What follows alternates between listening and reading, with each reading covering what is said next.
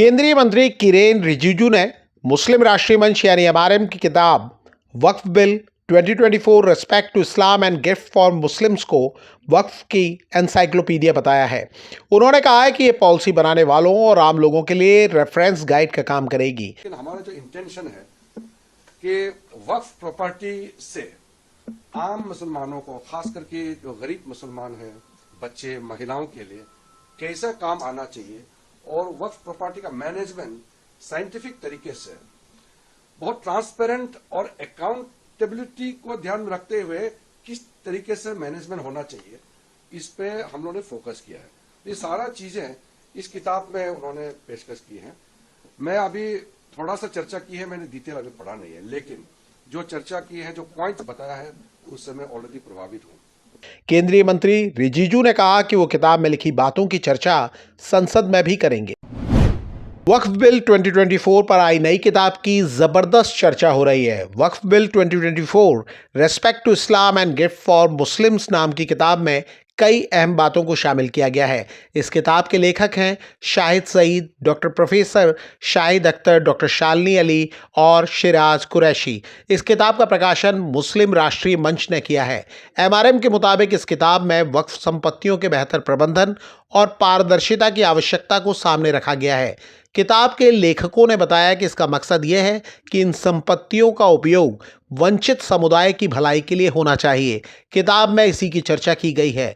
लेखकों के मुताबिक इस किताब को गहन रिसर्च के बाद तैयार किया गया है। वक्फ बिल 2024 पर किताब की जरूरत क्या थी?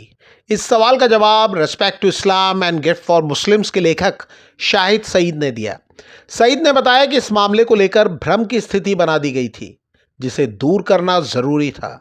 कि जिस तरह की भ्रम की दुनिया थी कि सारे ये हिंदूज जो हैं वो मुसलमानों की प्रॉपर्टीज ले लेंगे, इस पर कब्जा हो जाएगा। कई सौ साल से मस्जिद जो है वो है, वहाँ नमाज पढ़ी जा रही है, उस पर भी कब्जा हो जाएगा। लोग इसमें तरह तरह के बयान दे रहे थे। यहाँ तक कि लोग ये भी कह रहे थे कि अब तो आगे आने वाले दिनों में खुद के लिए कब्र भी खरीद करके, कब्र की ज़मीन भी खरीद करके जाना होगा।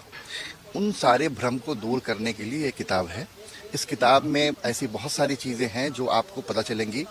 किताब जो है वो एक रिसर्च एंड गाइड रेफरेंस के तौर पे है। ये शाहिद सईद ने कहा कि वो चाहते हैं कि वक्फ समाज की तरक्की और बेहतरी में योगदान दे।